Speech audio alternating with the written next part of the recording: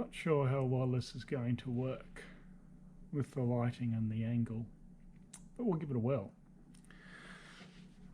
This is an ST4S. I'm doing the valve clearances. I'm up to the vertical inlet, which is the one I do last. I do it last because I start with the vertical exhaust, because it's the worst. I go to the horizontal exhaust and horizontal inlet, and the vertical exhaust is the easiest. So that's where I finish. I have already pulled the cams out to inspect the rockers, which you should always do with a Desmoquattro. Get the rocker out, just a slide hammer or a pulling tool.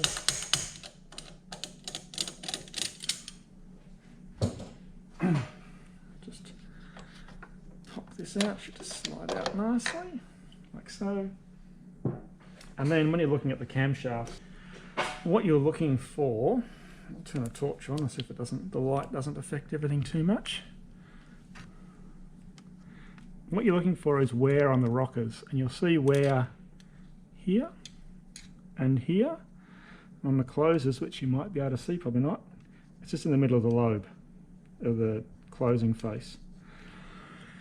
And what happens is the chrome tends to flake. Sometimes you'll get a big patch where the whole lot will be missing. Sometimes you'll just have a little chip to one side, which may or may not become a bigger flake. So it's hard to know. This is a 2004 or 2005. And the rocker issues are pretty much solved by this point of time. We didn't see many rocker issues on late ones. Certainly sort of 2002 and earlier, you really need to pull the cams out and check all your rockers before you start doing valve clearances. Because if you don't, it's just a waste of time. I'll see if I can find a damaged rocker to give you an idea. Okay, so for rockers, this is a closing rocker, and you can see this big patch here where all the chrome is gone. It's pretty unusual for closing rockers to lose their chrome, but it does happen. So that's one. This is another closing rocker with a small chip just here, and I would replace that because the suspicion, paranoia is that that chip will flake more, and then you'll have a much bigger flake, and then the cam will get damaged. And the biggest issue with these is the cams getting damaged as much as anything. I've had recently, I've replaced a vertical exhaust cam in a 916 that was regularly chewing up rockers, and so we put a new cam in it or a good second-hand cam, just because the cam in it wasn't overly damaged, but it was just enough, obviously, to chew up rockers.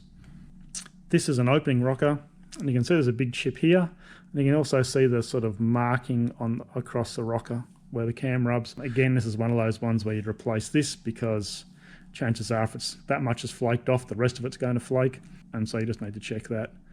Why they flake, I don't really know. We had some checked at one point, and the people who were checking them couldn't really see a reason for it. Whenever I get them re-chromed, the rockers stripped and then polished, and you can actually run these without chrome quite successfully.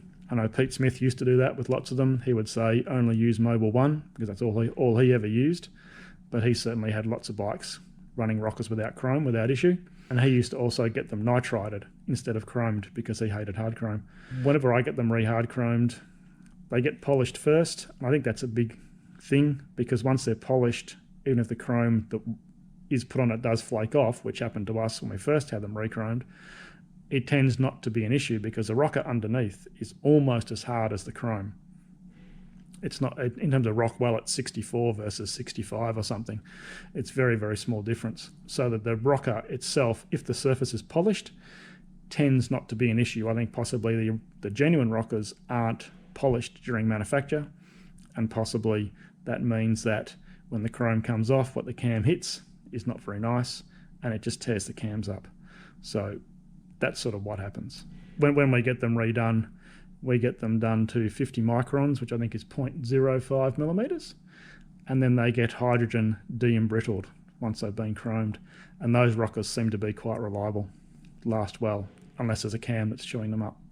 So we'll pop the cam back in and just measure the clearances. And the way I measure clearances is one of the reasons why I haven't done these videos before on a Desmoquattro, because the way I do it is not how most people would do it. The way I do it is with these, which are lift gauges. And the lift gauges are tools that we always had from the start at Moto Italiano, and they're sort of, I guess, what you're meant to use for cam timing, but when I did the training course, that was the first 3 days of my employment at Moto Italiano, we were shown how to use these, and so that's what we used from then on. I've got a few of them now, so I have 2 feet, two gauges and 2 feet, which makes it a bit quicker. And then I get this screwdriver, which is nicely modified with a very round end, and I poke it in and I push the opening rocker down. And when that happens, and you can't see the dial gauge that I'm looking at, I'll see if I can, I probably can't move the camera either. This one has about 0.2 millimeter clearance. I'll see if I can turn this one around maybe, so we can get a better look at it. It's hitting that one, we'll get that one out of the way. Move this one around, but it still works.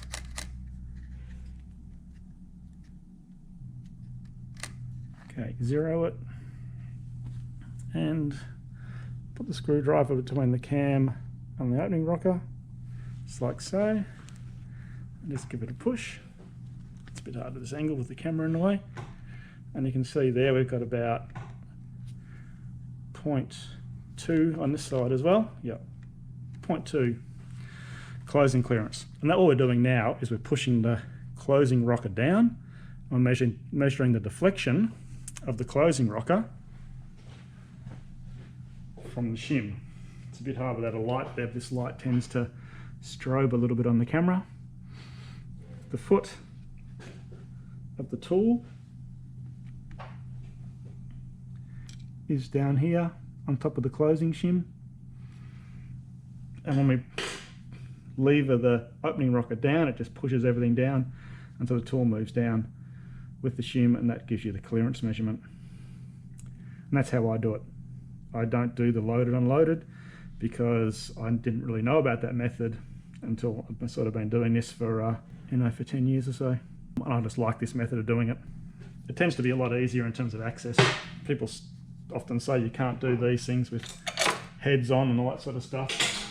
I've never pulled heads off to do a valve clearance adjustment on one of these. I certainly wouldn't. The 996 is the worst for access to the back. I think these aren't that bad, but if you're trying to get feeler gauges in there to measure the clearance and then push a rocker down and measure again, possibly is a bit fiddly. I'll measure the opening clearance now. Inlet, so we'll sort of usually start with a 0.1 or 4 thou feeler gauge. Therefore,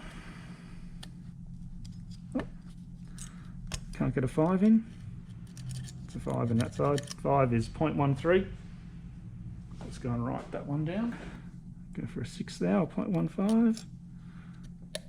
And that's a bit tight. At the moment, the cam, you can see the closing lobe here. That's about the midpoint of the inlet lobe, from there to there. So I use that midpoint when I'm checking the clearance. It does vary a bit, but that's a fair bit of drag. So maybe we'll call that a 14. Okay, so that's the raw clearance measurement. Now I'll pull some bits out. So I'll slide the rocker pin out. I always push the opening rocker pins back in after I've removed the cam and refitted it, because that way you make sure that your opening rocker isn't flopping around when you're trying to measure stuff. Now I get long flat bladed screwdriver, lift up the opening rockers, put it behind the closing rockers, lift the other opening rocker up and push it all the way across. One thing you need to be careful of when you're pushing the rockers down is that you don't push the bottom of the rocker into the valve stem seal. This method with this screwdriver tends to work quite well. You can pull a screwdriver across into the edge of the bore of the bearing holder on this side, but then it starts to get a little bit close, and I'm a little bit wary of that, so I'm just trying to avoid getting closing rockers into valve stem seals. So push them down. Now turn the back wheel over. that's in gear to bring the piston up. And as the piston comes up, it will push the valve up. Like that. And just feel it till it's at its highest point, which is just there. And so that way the valves now are being held up by the piston and can't go anywhere. The opening shims can often get a bit of a hydraulic lock on there because of all the oil around. So a little magnet works well, or some pointy nose pliers. Needs a bit of encouragement. The closing rockers, because the valve's on top of the piston, you should be able to push the shim down. But if you can't, I often use my trusty little 3/8 extension and just tap the edge of the shim and down it goes. Oh. Next thing I want to do now is get the collets out. And getting the collets out, we want to, as I've said in previous videos, make sure that you don't, or make sure that you get the orientation right. Now you can see one of the ones on this side is abandoned ship already, so we can look at it later, but it's easier if you can pull them out knowing where they are for later. We'll lift that up. Hopefully it'll stay up there and collet out. And as ever, the problem with this is the fact that you simply can't see what I'm doing when my fingers are in there. So those two collets have come out the way they were in, for sure. I'll pick this one up with a magnet. In terms of losing collets on these things, the oil drain backs on Desmoquattros are on the exhaust side. There's two of them. I've never ever blocked them up, and I've never lost a collet in a Desmoquattro. Possibly through good luck rather than anything else. So we take the shims out.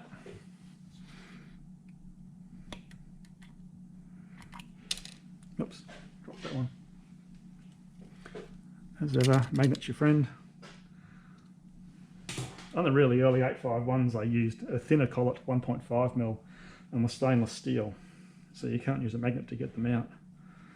And it's infuriating. So that is shims out, ready for measuring.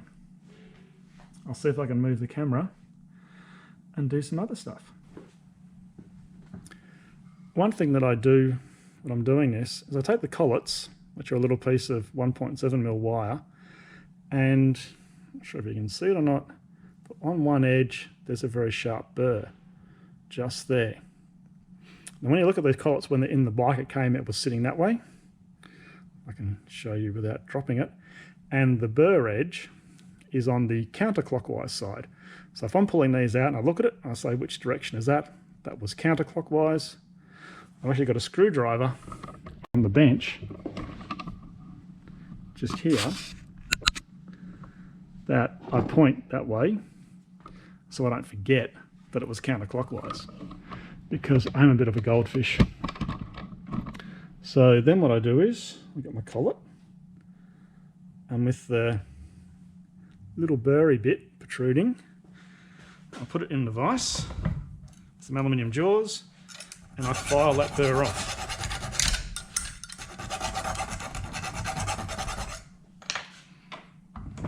That, and give it a blow off. I've done this a few ways over the years, but this is by far the way that results in the least collets being dropped. And now the little burr's gone. It just lets them sit in a bit nicer. That's about all. I do it to all of them. This one was clockwise, so I spin the screwdriver around to point the other way. So it's just a reminder for me.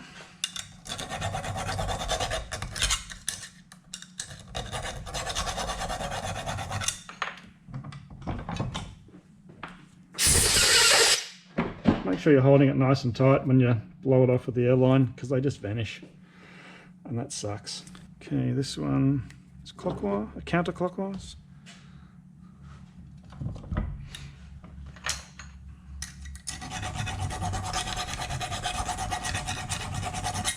Another one of the reasons I make sure collets, I try and get the collets out the way they were installed, is because sometimes people flip them over and you'll get a collet that has wear marks on both sides. You can see wear marks on this side, on the top side. Often you're looking for light reflections as much as anything. You can see a wear on the top side here and a ridge, and on this is the top of the collet, you'll see wear on the inside on this side. But yeah, sometimes you see them where someone's flipped them over, they'll have wear on both sides, and then you don't know which side was which, and that's really annoying. I think there's a special place in hell for people who flip collets over.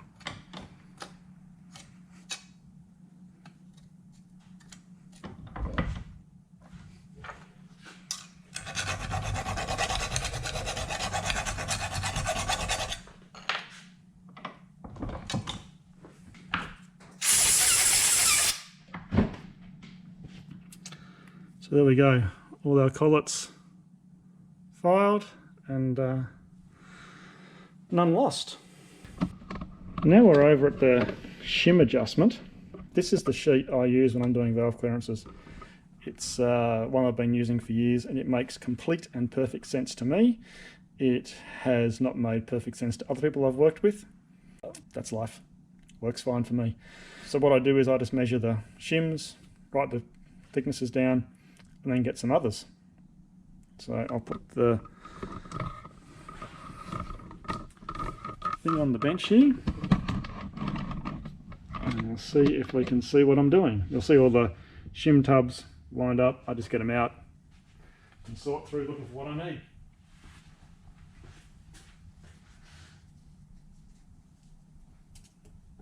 In terms of measuring tools, this is the tool I'm using, which is one from EMS, which is now Desmo Times.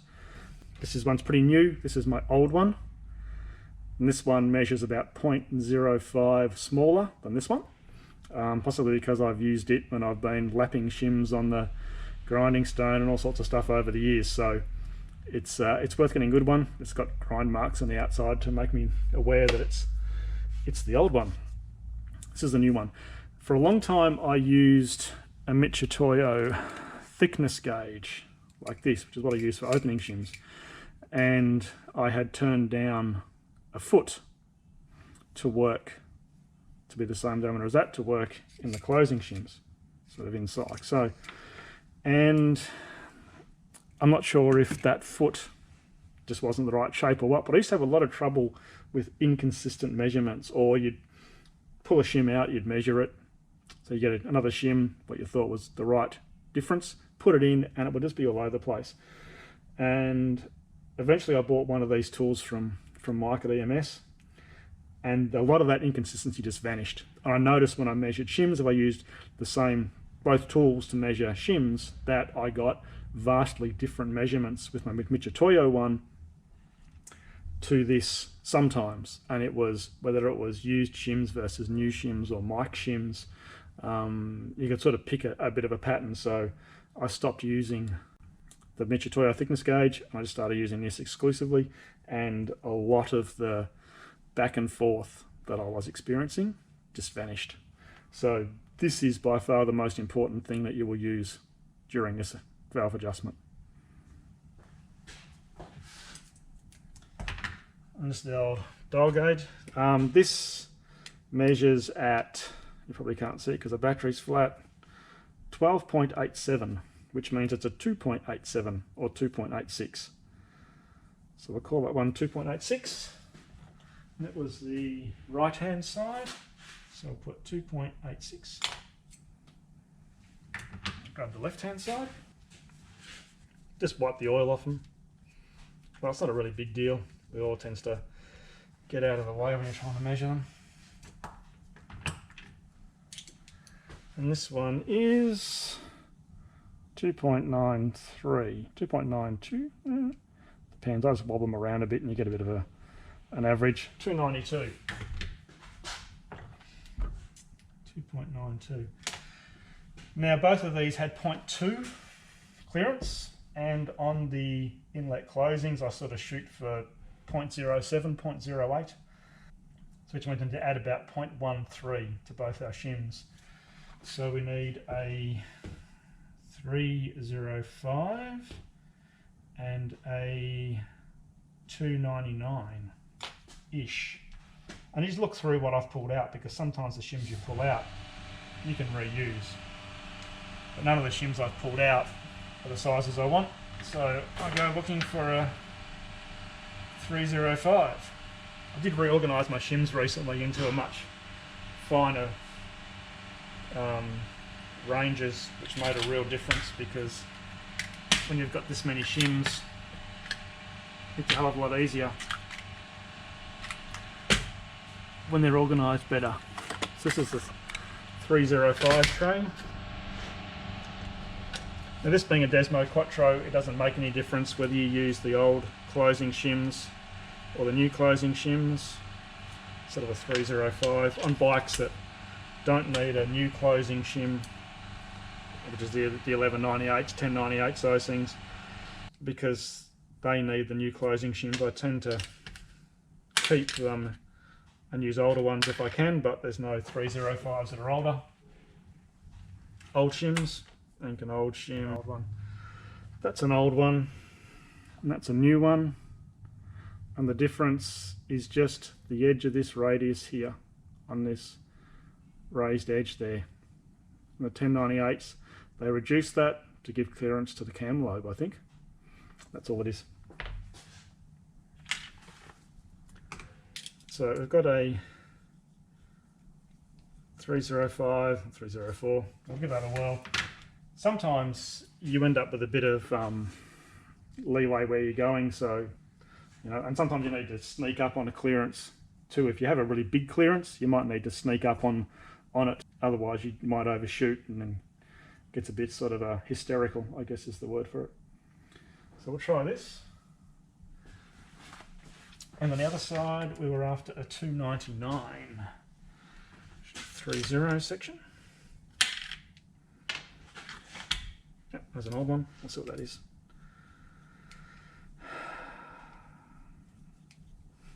So 299, beautiful.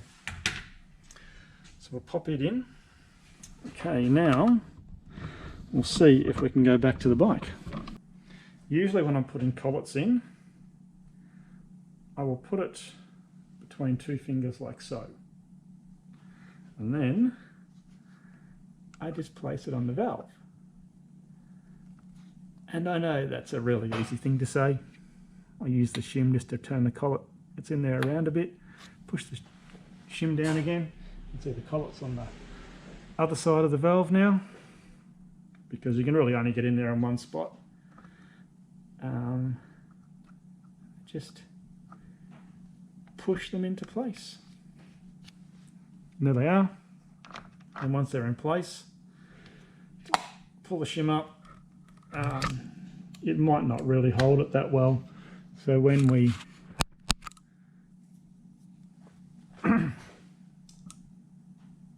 pull the thing out, the screwdriver out, we'll do it again. And once again, collet in fingers and just pushed in. You get a feel for it.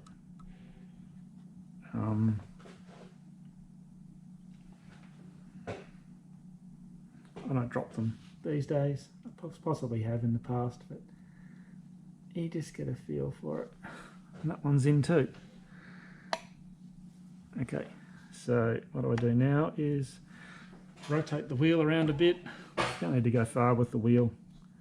The piston drops pretty quick. Okay, so now both collets are still in position. Just want to make sure of. Push the valve down, and now I lift the valve up. Screwdriver out, it's down. And just to give the shims a bit of a snap into place, I usually put my finger on the shim just to hold it up, move the rocker down and let it go. And that just gives the bit of impact on the shim against the collets, just to sort of make sure it's all sitting nicely. This side, same thing. Often when you do this, if you don't hold the shim up, the shim will drop, The collets will get exposed, the shim will fire back up, and the collets will go ping, and they're gone. Okay, in terms of opening shims, I didn't do anything with these, did I? The left hand had about 0.14 clearance, so I'll just get a slightly bigger shim. The shim now which we measure with this gauge. The shim is a 2.96, so I want about a 299 or so. 299, and pop that in. Okay, so now we're back to try again. This rocker you see is across. You can put that opening shim in. Okay, this rocker is across and down, which is what allows us to get the cam out. So, move the light out of the way. And we just, with the rocker across and down, slide the cam back in. When the cam gets to about there, lift the rocker up, push the cam the rest of the way, slide the rocker in there, and we push the rocker pin across like so, and it's back in place. And usually just rotate the cam over, and it feels like it's dragging, so I'm guessing that one of our closers is possibly quite tight, or it's a case of the combined clearance, opening plus closing, is just not enough. So we'll put our lift gauge on.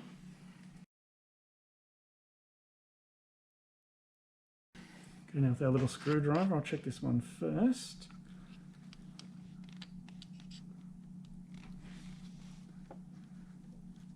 This one is a 07. Lovely. I'm suspicious this one might be tight.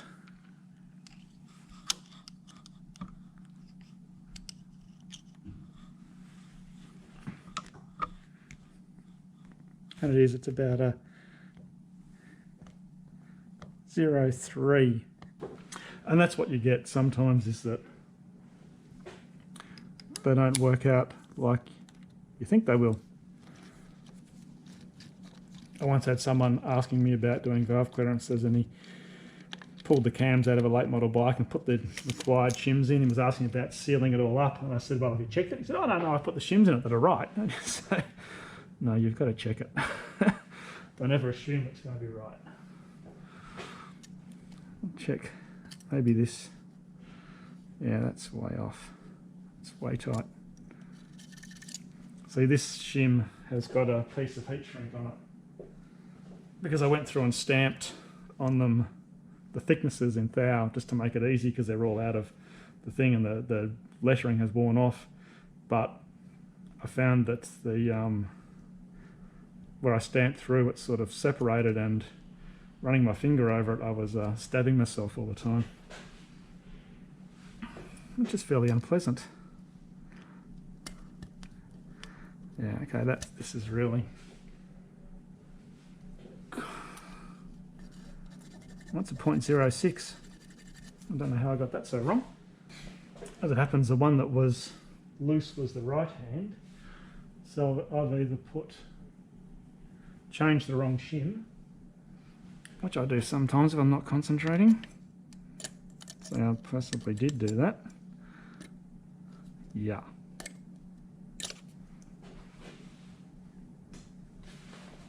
That's why sometimes you shouldn't be talking, you should be thinking.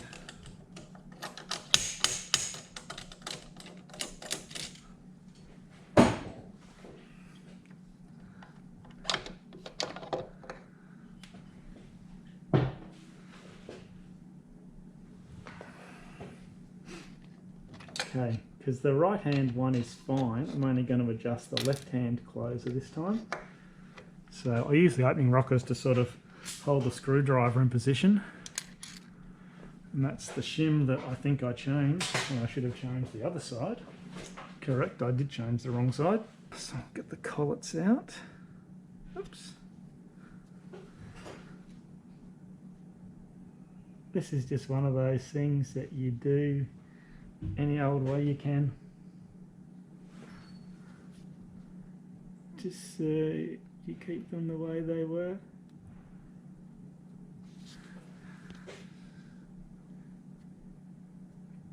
You can sometimes see which way they are and use that as a... Just get sick of it and get a magnet in there. Get one end of it and... I'm going to turn that one over. Oh, I'll work it out later. Okay, shim out. Now this opening shim on the right hand side is the one I was meant to change. Okay, the opening shim that was too much clearance is a point, so it was a 2.89, so I need about a 2.92. Now I might be thinking I'm a bit of a nutcase going for that much of a clearance change, but I figure if I'm in here and doing it all, I do it all, and so that way next time we shouldn't have to do anything. And that's the hope. The next time you pull the covers off with the closers pulled down nice and tight and the openers where I like them, that nothing gets adjusted. Put the covers back on and away you go. So that's a 292. We'll put that in there. And the closing shim, we'll try and work out what we're going to do there. Problem with this with the closing is you think, well, it could be this shim, in which case you get another 305 and put it in and try that. Or it could just be the way it works. For whatever reason, the shim that was in it was worn a little bit maybe, and so that's how it measured compared to that's how it acted. And we need a 303 or a 302 shim in there, or possibly a bit smaller even. So often it's just a bit of a gamble. You make a decision, go one way, see what happens. If it works, great. If it doesn't, go back the other way. Okay, so it measures as a 304 this time. So I'm going to try a 301. Oh, not that one, because it's crap. What I mean by that shim was crap, if you look at the bottom of that one, you can see I've rubbed it. I'll just move it around so the light gets the reflections. I've rubbed it in the past and there's a spot here and a spot here where there's no contact, which means it's worn. Probably been sitting on a closing rocker and just worn down. So if a shim sort of looks a bit funny, I'll give it a rub on a stone. If you get that sort of wear pattern, you can either keep rubbing until all the variation's gone, or you can throw it in the recycling. And I probably should just throw that one out. Anyway, so we've got our 301. We'll put that in. Now I did one of these collets mixed up, so I'll put on the strong glasses and make sure. Yep. And you might be able to see on this one, there's a line just around this section of it that shows that's the top. It's got a wear mark on the inside, means it's the top, and a wear mark on the outside means it's the bottom. And sometimes, as I say, they have wear marks on both sides, or they don't have much wear marking at all, and it can get a little bit hard. And you're often it's as much looking for light reflections and patterns as it is looking for actual wear marks. Okay, so they're both in. Shim up. And you'll notice that time as all my talking and not concentrating, I didn't lift the piston up. So the valve could have fallen down. It tends to happen when you're talking. So again, hold the shim up and give the rocker a flick, just to keep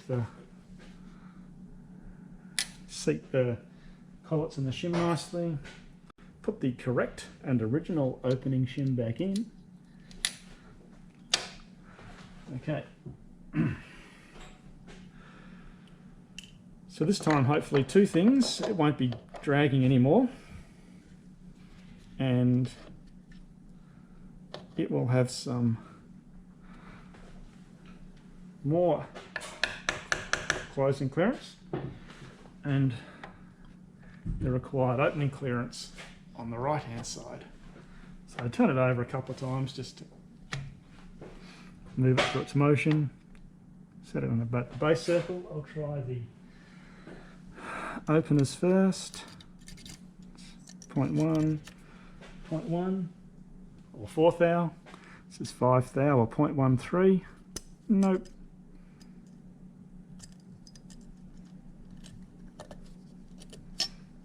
And it's a bit of drag on that, so it's probably a 0.12 or so. For the openers on the inlets, I sort of like 0.1 to 0.13. On the closers, 0.06 to 0.08. On the exhausts, I aim for 0.05 on the closers, and sort of on this one, I think it's the 0.04 to 0.06 is where I ended up on the 4 of them. And the openers are 0.15 to 0.17, sort of closer to 0.15. I tend to use those as no tighter thans, and I try and shoot fairly close to those numbers. I have a massive shim collection, so it's generally not hard to hit what I particularly want, except if you get closers that are really annoying you. So I'll measure this closer again. It'll either be right or it'll be 0.11 or something, and I'll be pulling it out again.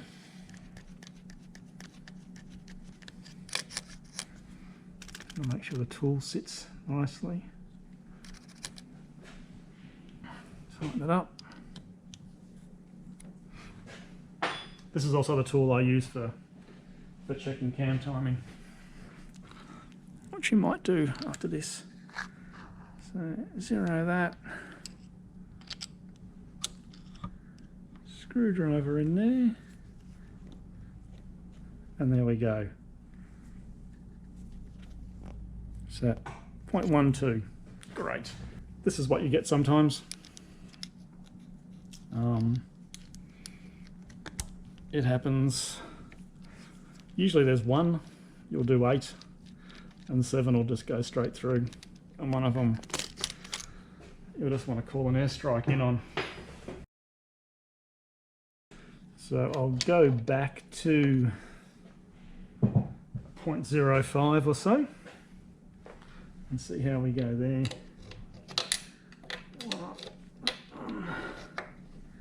Remember this time to move the back wheel to push the valve up.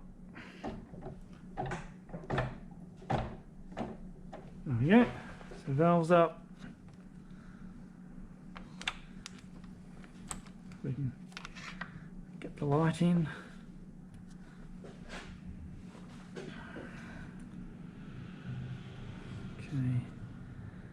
Try and get the collets out.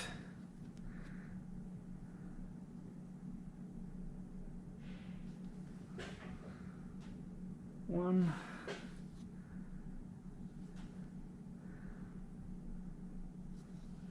Two. So they're out the way they were in. Fish the shim off. And so this one measured at 302. So we'll go back to a 305. Different 305. We'll see if this one works. Pop the collets in. It's not great viewing given that you can't see what I'm doing, but that's really the problem doing any of this in the chassis, is that it's hard to show people because there's no access.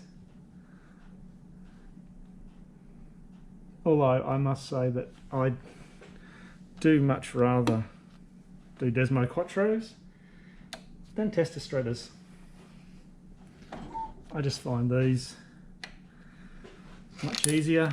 Maybe it's just familiarity. Been doing it longer. I don't know. But I would much rather adjust a Desmoquattro than adjust a Testostretta. Okay, that one's in. Cam back in.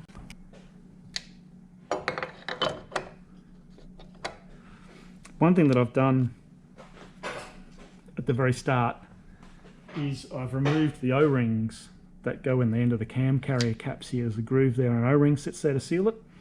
Every time I do a valve clearance adjustment, I replace those O-rings. They're very cheap as a genuine part, and they do leak. You'll notice a lot of them have oil mists all around the joins there. You put a new set of O-rings in, it fixes that. But If you put a new O-ring in and you push the cam in for this, if it's not bolted in, it can sometimes pull the cam across enough that it drags on the edges of the rockers. And so you'll do this, and all of a sudden you'll have drag. You think, oh my god, why is it dragging? And it's actually the O-ring just moving the cam cap enough that the cam cap moves the cam across. So what I might do, given that this other one we know is fine, we'll just piss that other dial gauge off so this one can sit a bit straighter. You have to lift them up to get them to go in where you want them to, because the feet tend to get stuck in places. Also with these lift gauges, you need different feet for different positions sometimes. On a 916s and 748s, early 748s, they're all, both sides are the same, but for these 916 SPs and the 996s and the STs with a lower exhaust cam, you need a shorter foot for the exhaust than you do for the inlet. So I have a bit of a collection of feet for them.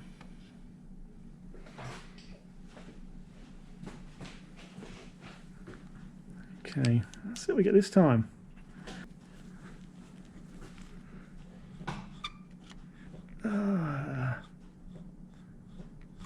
That's a 0.02. That's just infuriating. Well, you can see this time, even if it is a 0.02 with enough opening clearance, there's no sort of binding on the cam at all. And that's what you find. It's fine. Whereas earlier, when we had that sort of closing clearance and less opening clearance, you could definitely feel the camshaft binding. And that's one of the things I find. I find tester shredders and ST3s are much more of an issue with that. You'd only ever get a cam binding on one of these if you make a mistake like I did. ST3s, sometimes you need to sort of, I usually run the closes as tight as I desire, but I just open the or increase the opening clearance until I get enough combined clearance for it to work. Okay, you can see now the shims dropped right down from the collets. So we'll push the valve down, spin the back wheel, lift it up. Okay, opening shim off, collets, try moving the light again.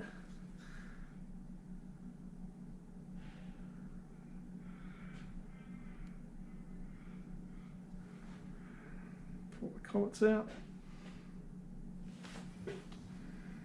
You sometimes get a bit inventive trying to work out ways of making this happen without dropping them.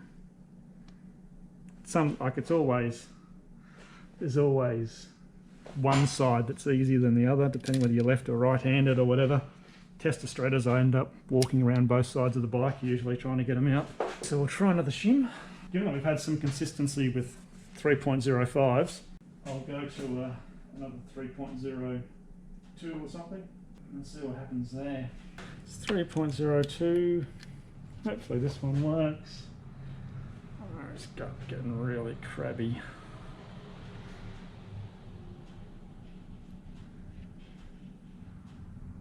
That's the thing, there's always one that just ruins your day.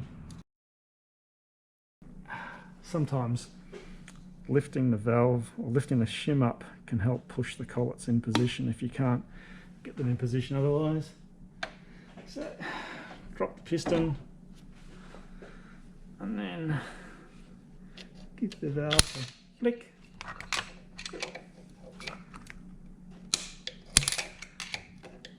Staying there. There we go.